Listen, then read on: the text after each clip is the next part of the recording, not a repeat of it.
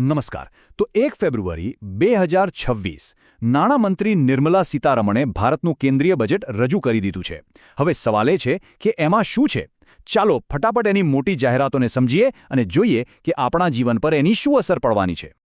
એક વાત જાણવા જેવી છે, આ નાણામંત્રીનું સતત 9મું બજેટ છે, જે ખરેખર એક રેકોર્ડ છે. અને આખા બજેટનો આધાર તમે જુઓ તો એક જ મોટો વિચાર છે: વિકસિત ભારત 2047. તો આ વિકસિત ભારત 2047 છે શું? સીધી વાત છે. સરકારનો ટાર્ગેટ છે કે ભારત જ્યારે આઝાદીના 100 વર્ષ પૂરા કરે ત્યારે એ એક વિકસિત દેશ બની જાય. મતલબ કે આ બજેટમાં જે કંઈ પણ છે, નાનામાં નાનો નિર્ણય પણ એ આ મોટા ગોલને જોઈને જ લેવાયો છે. ઓકે, તો આટલો મોટો ટાર્ગેટ પૂરો કરવો હોય તો સરકારની પ્રાથમિકતાઓ શું છે? એનો જવાબ ખબર છે ક્યાંથી મળે? બજેટમાં સૌથી વધુ પૈસા ક્યાં ફાળવાયા છે એના પરથી. તો ચાલો બરાબર એ જ જોઈએ કે પૈસા ક્યાં જઈ રહ્યા છે. સૌથી પહેલાં વાત કરીએ સંરક્ષણની. આપણા સશસ્ત્ર દળોના મોડર્નાઇઝેશન માટે પૂરા 7.8 લાખ કરોડ રૂપિયા ફાળવવામાં આવ્યા છે. આ આંકડો જ બતાવે છે કે દેશની સુરક્ષા સરકાર માટે કેટલી મહત્વની છે. પણ જુઓ, ખાલી સુરક્ષા જ નહીં, વિકાસ પણ એટલો જ જરૂરી છે, ખરું ને? અને એટલે જ ઇન્ફ્રાસ્ટ્રક્ચર માટે તો એનાથી પણ મોટો આંકડો છે, પૂરા 12.2 લાખ કરોડ રૂપિયા. આના પરથી એકદમ સાફ છે કે સરકાર સુરક્ષા અને વિકાસ બંનેને સાથે લઈને આગળ વધવા માંગે છે. હવે આટલા બધા પૈસા એટલે કે કેટલા, એ સમજવા માટે એક ઉદાહરણ જોઈએ. બજેટમાં 7 નવા હાઈ સ્પીડ રેલ કોરિડોરની જાહેરાત કરવામાં આવી છે. જરા વિચારો, આ પ્રોજેક્ટ્સ પૂરા થશે ત્યારે દેશમાં મુસાફરી કરવી અને એક જગ્યાએથી બીજી જગ્યાએ પહોંચવું કેટલું સરળ અને ઝડપી બની રહેશે. ચાલો, આ તો થઈ મોટા ખર્ચાઓની વાત. પણ હવે થોડું ઝીણવટથી જોઈએ. એવા કયા ખાસ સેક્ટર્સ છે જેને મજબૂત કરવા માટે ખાસ પગલાં લેવાયા છે, જેમ કે ખેતી, હેલ્થ અને બિઝનેસ? ખેતીવાડીની વાત કરીએ તો હવે ટેકનોલોજીનો મોટો રોલ આવવાનો છે.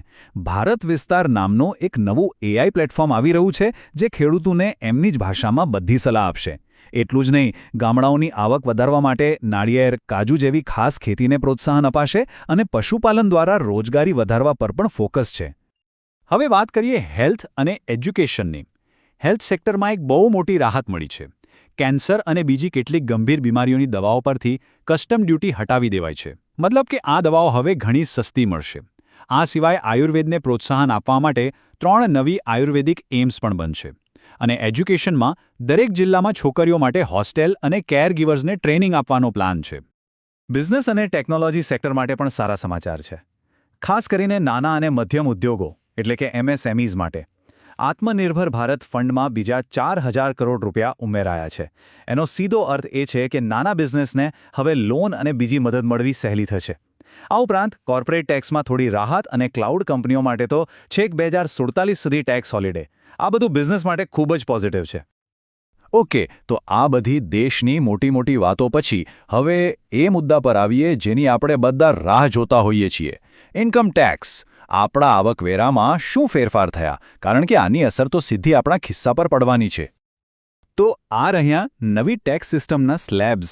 હવે પહેલી નજરે જોશો તો લાગશે કે ટેક્સના દરમાં તો કોઈ ફેરફાર નથી, પણ અસલી ખેલ બીજે ક્યાંક છે.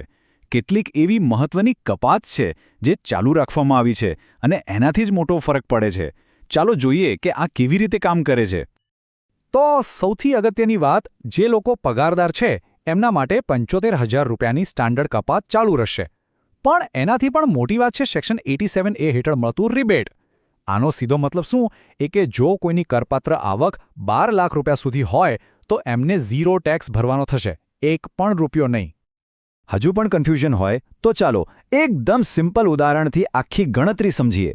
ધારી લો કે કોઈ વ્યક્તિ વર્ષે 12,75,000 રૂપિયા કમાય છે, તો એમનો ટેક્સ 0 કેવી રીતે થાય? જુઓ, ગણતરી બહુ જ સીધી સાદી છે. કુલ આવક છે 12,75,000. એમાંથી સૌથી પહેલાં 75,000 રૂપિયાની સ્ટાન્ડર્ડ કપાત કાઢી નાખો. એટલે કરપાત્ર આવક કેટલી વધી?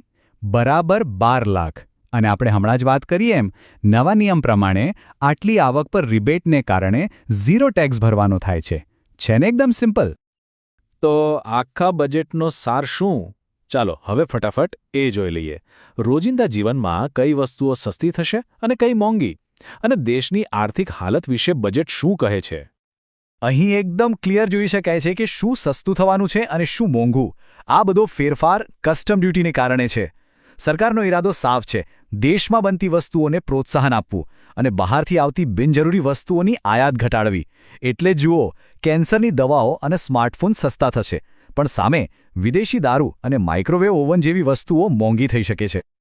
હવે આપણે એક છેલ્લા પણ બહુ જ મહત્વના આંકડા પર આવીએ છીએ, પણ એ પહેલાં એક શબ્દ સમજવો જરૂરી છે: ફિસ્કલ ડેફિસિટ, એટલે કે રાજકોષીય ખાધ.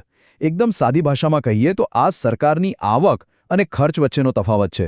આ આંકડા પરથી ખબર પડે કે દેશના અર્થતંત્રની તબિયત કેવી છે.